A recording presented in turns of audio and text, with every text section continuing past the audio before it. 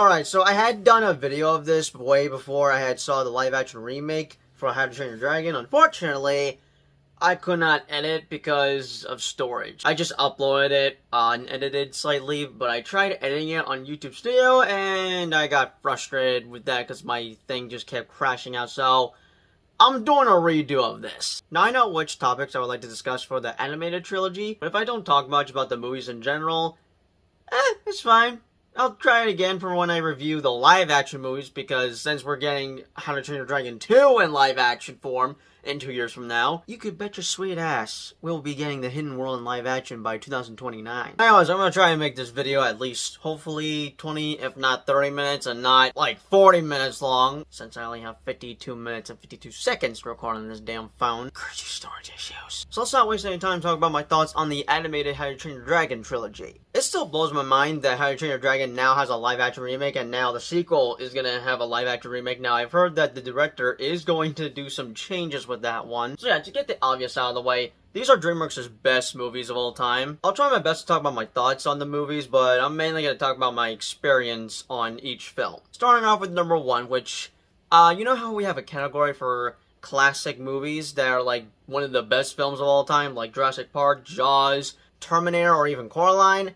Yeah, How to Train Your Dragon is one of those movies, and it is added to that category. This is one of Dreamworks' best films, if not the best Dreamworks film we've gotten. And I think we can all agree that the How to Train Your Dragon trilogy is one of the best animated trilogies we've ever gotten. And since we've had this trilogy for almost a decade in the 2010s, for the 2020s, we're gonna have the next best animated trilogy with the Spider-Verse films. But yeah, we can all agree that this movie was part of our childhoods. I remember seeing it in theaters 15 years ago. In case I have not mentioned this, my mom has taken me to the movie theaters a lot when I was a young lad. And I know that's not a good idea since your baby could whine in the theater, disrupting the audience, but me?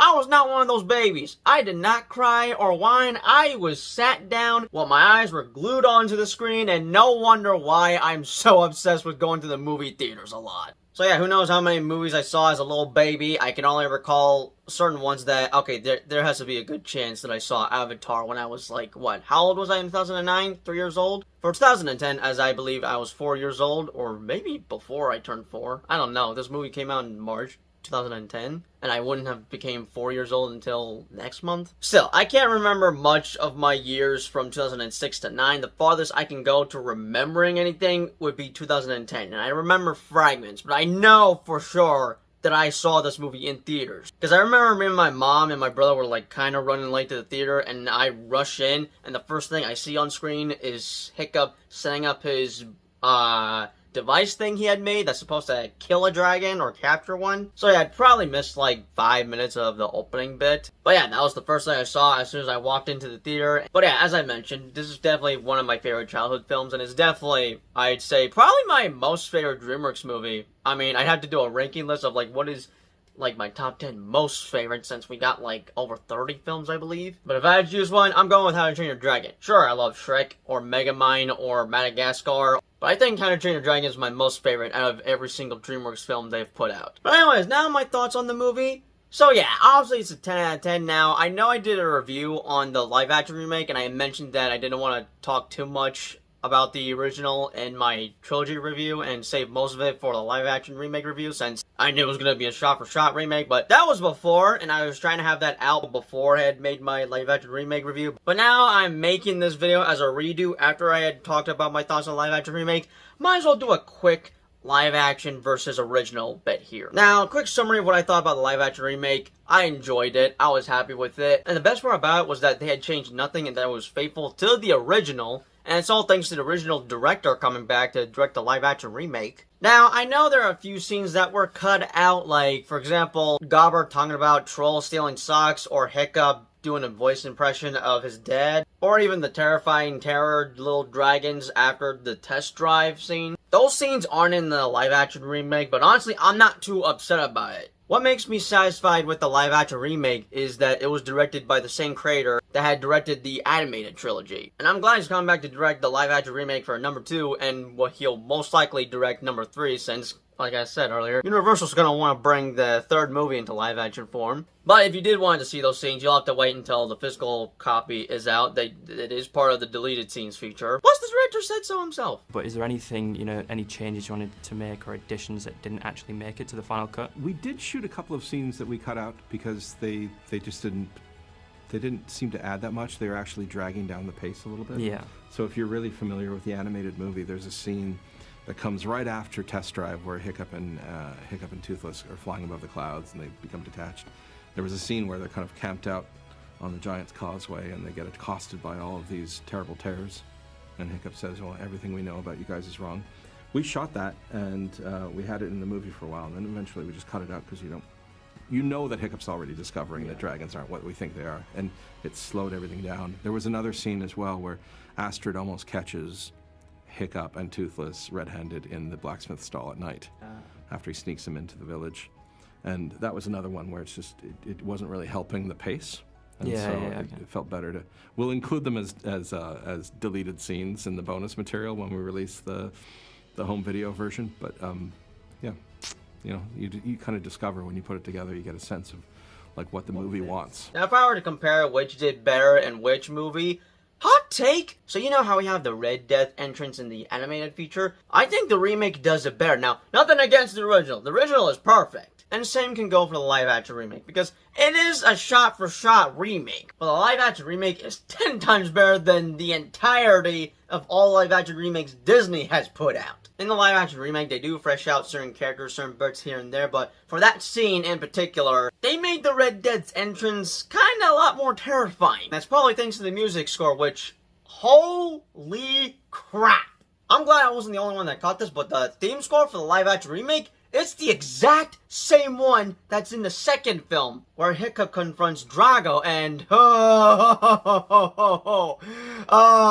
if they play that theme score for the next movie, I'm not mentally prepared just to see a certain scene be brought into live action, which I'm gonna bring up in a sec. But anyways, back to topic. So yeah, all I can say is that this is Dreamworks' best movie of all time. It's one of my personal favorites. Definitely a childhood favorite. I definitely enjoyed the soundtrack for this movie and the friendship Hiccup and Toothless have for this film. Overall, it's a 10 out of 10 for me, and I'm honestly glad that the remake was faithful to the original. Now, the director did mention he was going to do some changes with the second one, mainly because there are some choices he wasn't too happy with when he had directed the second film. At first, I was a little hesitant, but knowing that it's the same director that gave us the second film back like a decade ago in 2014, I'm curious to see what changes he's gonna do. Now, I know I mentioned in my live-action remake that they shouldn't change anything from the original and keep it pretty much the exact same. Now, there are some remakes that do change things, and they do work out, but there are some that don't work out. It's honestly a catch-22 with these live-action remakes, but hey,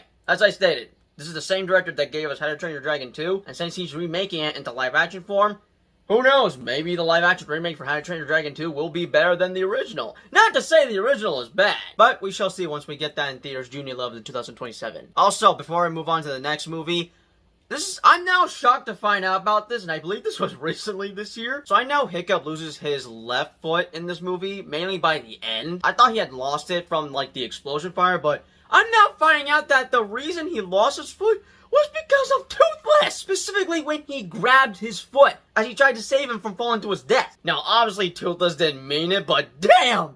That's how Hiccup lost his foot? It was because Toothless had accidentally bit off his foot?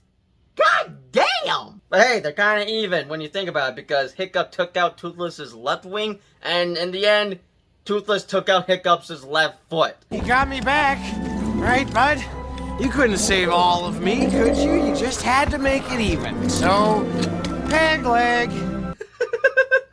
Oh, goodness gracious. Anyways, now my experience with number 2. So, I will never forget my reaction I had for when I found out they were doing a sequel. And let me tell you how I found out. I was in Georgia visiting my dad for the summer. I went to go see a movie with him along with my siblings, specifically my brothers, that'd be Dee and Rylan. Now, I don't know if this was for Turbo or Despicable Me 3. Actually, now I think about it, it could have been for Turbo, since that's also a Dreamworks movie. But then again, I could be wrong, because I had to look up when the trailer had came out, and Despicable Me 2 had came out a week before the trailer's release. Similar to how I found out we were getting a 4th Transformers film in theaters when I saw a trailer play in front of the screen, same thing had happened. As I was watching a movie in the theater, and before the movie had played, they had played a teaser trailer for How to Train Your Dragon 2, and as soon as I saw the teaser, I had lost my mind, because I was like, what? we're getting a sequel? And by the end of the trailer, I was shocked of how different Hiccup had looked, as he was basically full grown. But yeah, since he had a major glow up, all the girls around the globe started simping for this dude, as I would see so many TikTok ads of him on my For You page. But yeah, that was kind of a memorable experience for me of how I found out we were getting a sequel thanks to me seeing a trailer in the theater, but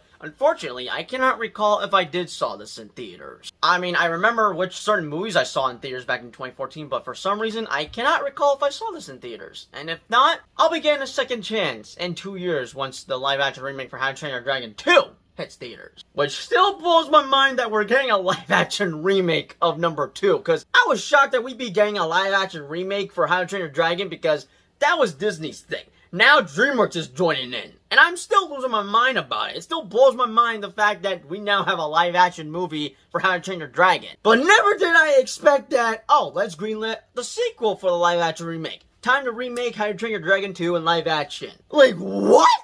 At this point, yeah, they're definitely gonna greenlit the third movie into live-action form, and that will be hitting theaters June 8th, 2029, I believe. Still, it blows my mind that we now have 2 live-action remakes for How to Train Your Dragon, and who knows what will be the next live-action remake from Dreamworks. But since we are set to get a live-action remake of the second film, I could basically not talk about it because I know that, actually, no, wait, I could still talk about the movie, because, as I mentioned earlier, the director said he's going to do some changes with that one, so, yeah, I guess I'll talk about my thoughts with the movie in general, because I tried not to talk about my thoughts with the first one, since I knew that the remake was going to be shot for shot. Now, I could say this is my least favorite of the trilogy, but not really. I don't know. I have this weird feeling with How to Train Your Dragon 2. Now, nothing against it. It's still a fantastic movie. Oh, wait a minute. I actually forgot one more thing to mention about. So, I believe I also found out about this when they released another trailer in theaters. And that would be, for this movie, we'd be getting introduced to Hiccup's long-lost mother, who was declared to be eaten alive by a dragon, basically dead for 20 years, as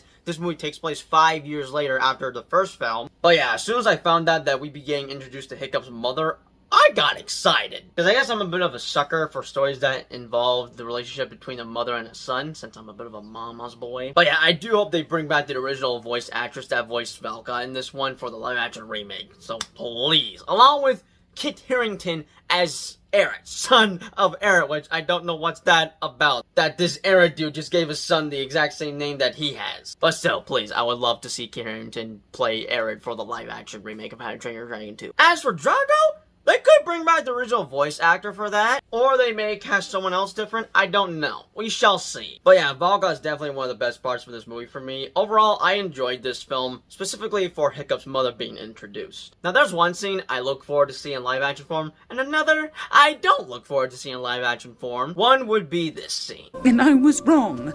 I see that now, but... Oh! Stop being so stoic. Go on. Shout, scream, say something! You're as beautiful as the day I lost you.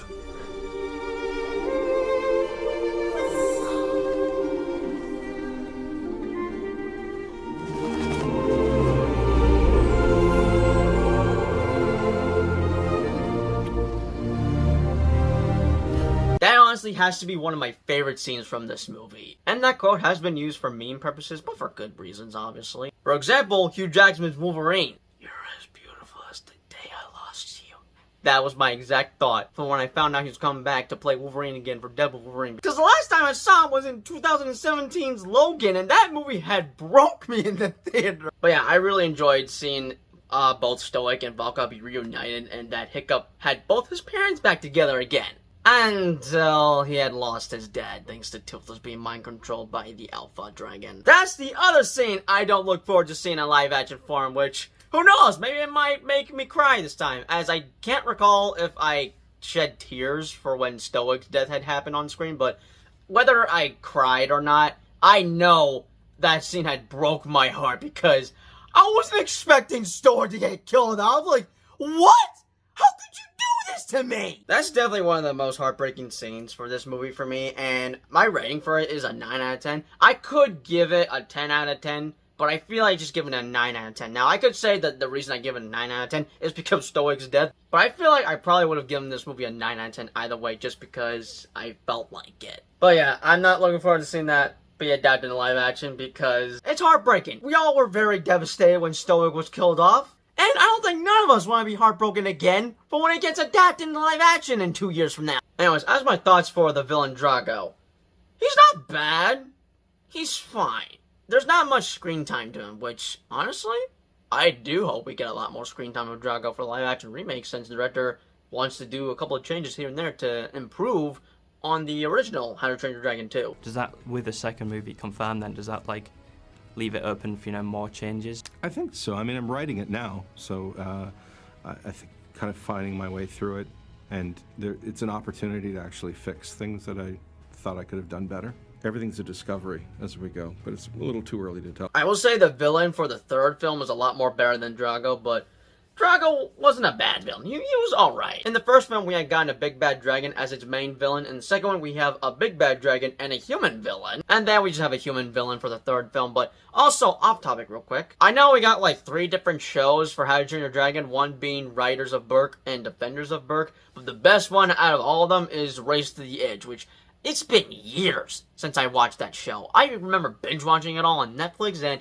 I would like to revisit it. Race to the Edge is a prequel to How to Train Your Dragon 2, as we spend like 6 seasons, I believe, or 8. I forgot how many seasons there are exactly. It's either 6 or 8. Of just the main gang going to this island where they build a base there, and they learn about more new dragons from a scroll thing that Hiccup found. Like I said, it's been years. I remember fragments, but I am watching the series just because I would like to know the continuity, since I remember watching Riders of Berk and Defenders of Berk as a little kid on Cartoon Network. But yeah, Race to the Edge, 10 out of 10 show. And you know what? One more thing I shall say that I look forward to seeing live action for the How to Train Your Dragon 2, the final bell. I enjoyed the final bell for this movie, and I look forward to seeing it again in live action form. But overall, my thoughts with How to Train Your Dragon 2, yeah, I'd say it's a worthy sequel. Not sure I would add it into that category for sequels that surpass the original, because the original I would say is the best in the animated trilogy. As for my favorite, might have to go with number 3, which I'm gonna talk in a sec. But yeah, How to Train Your Dragon 2 is a worthy sequel, and yeah, my rating for it is gonna be a 9 out of 10, and I look forward to seeing it in live action form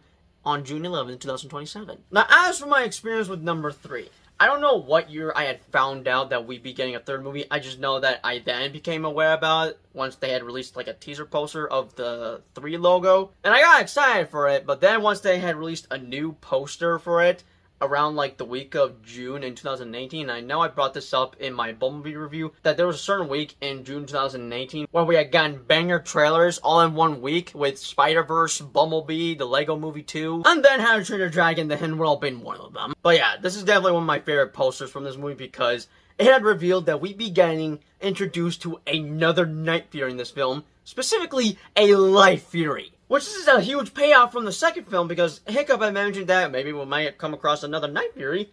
Boom! That gets paid off in the third film. I had gotten super excited for this movie, and then we had gotten new looks to the rest of the gang where they'd be donning new costumes. And oh my god, I love their dragon suits. And since it's pretty clear that they're gonna greenlit the third movie into live action form since they greenlit a sequel that we'll be getting in 2 years. But if they do remake the Hidden World into live action form, which it will, come on, it will. It's set in stone as of now, thanks to them greenlighting the sequel. I look forward to seeing Mason Thames, Nico Parker, and Law and the rest of the cast donning these dragon suits, because, oh my god, I love them. But anyways, my experience with this movie, not gonna lie, wasn't too great, mainly because I had gotten spoiled for the ending of this film on YouTube. And I didn't think I'd get spoiled for this movie. Nope, I was wrong. Now, I didn't saw the clip, but it was a thumbnail of Astrid with a kid of her own, which indicated, oh, these two do get married and have kids of their own. But I do remember seeing this in theaters, and I won't lie, I was kind of mixed, mainly because I wasn't happy with how it ended, of how Hiccup and everyone else had to say goodbye to their dragons. Now, I sort of had an idea what I was getting myself into thanks to the trailer, as it made it very clear that this would be the final chapter in the trilogy. But man, I wasn't expecting this. I was so upset that they had to let go of their dragons. But I kind of have a changed opinion now that I've seen the movie 2 more times this year, because I believe I've seen it 3 times so far, only once in theaters. But since I have a change of opinion about this movie, here are my honest thoughts. That is how you conclude a trilogy. This is a perfect way to end off the How to Train Your Dragon series. Now, it's not entirely perfect. There's a few nitpicks I do have with this movie. And it could be due to lack of character development for the main gang, as I think their developments are kind of like ruined. Since we had great character development in their spin-off shows like Race to the Edge, for example. But all that is kind of ruined in this one. That's not me saying that. I'm assuming I heard this from someone else. I don't know. I don't know what everyone else feels about the third movie. I think this is everyone else's least favorite for some reason. I don't know. I mean, it's not that everyone dislikes this movie. They do like it. They just consider it their least favorite. Which, okay, understandable, mainly for this ending. But honestly, the ending is perfect. This was a perfect way to conclude a fantastic trilogy. I mean, yeah, it's still sad to see Hiccup say goodbye to Toothless at the very end of this movie, but still, this movie did its job at concluding a trilogy. The best part about this entire film for me is the Light Fury's introduction. And later in the movie, not only do Hiccup and Astrid get kids, but also Toothless has kids of his own with the Light Fury, which I don't know what name they would have given her, since right now she's just called the Light Fury. But yeah, even though I was bummed out with how it ended, at the same time, I was happy with how it ended, as we got to see years later Hiccup would revisit Toothless, since both Hiccup and Astrid know where the hidden world's located at. It's not even a bad ending, it's just a fantastic ending. This movie is a fantastic movie to end off a fantastic trilogy. I don't know. This is just me now having to change opinion, as I just rewatched it like a month ago, and then I was like, oh wow. That is how you conclude a trilogy. Also, in case I have not brought this up, the animation for this movie is fantastic. They do improve the animation for the second one, but this movie has the best animation out of all three of them. But anyways, as my thoughts for the villain, Grimmel the Grizzly, as I stated earlier, he's a much better villain than Drago from How to Train Your Dragon 2. And according to whoever has stated this, I don't know if this is like set in stone. According to Dreamworks fans, and it's mainly from a YouTube video I had saw a while back, Grimmel is considered to be the best Dreamworks villain of all time. Like, he's at #1. So where does put Death from Puss in Boots 2 at on the ranking list? Is he at second place, or did he dethrone Grimmel and took the crown for being the best Dreamworks villain? I don't know. By the way, yeah, Grimmel is definitely a fantastic villain for this movie, as he is the Night Fury killer. He has hunted down every single one, which is no wonder why Night Furies are, well, not only the most feared dragon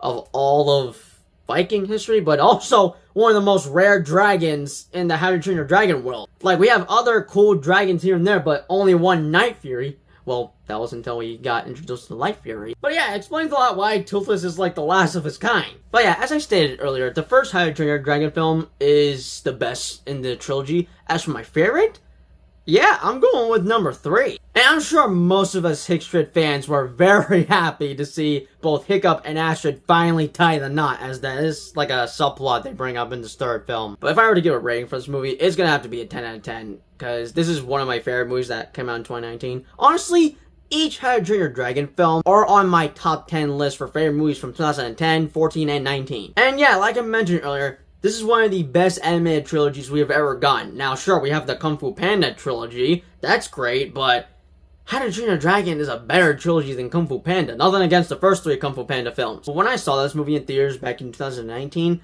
I was not only sad about how it ended, I was overall sad that I basically had said goodbye to one of my favorite animated films growing up as a kid. I didn't think I'd ever go back into this world until we had gotten the live-action remake, and now I'm back into the How to Train Your Dragon world, this time in live-action form. And honestly, I'm happy with that. I'm glad to be back in this world now that we're getting a live-action remake trilogy at this point. And wanna know a cool little fun fact I just discovered? If they do release the third film in 2029, that would mark the 10-year anniversary for the Hidden World. And yeah, if I had a time machine to let myself know that, hey Matt, I know you're sad that the How to Train Your Dragon trilogy has ended, but guess what?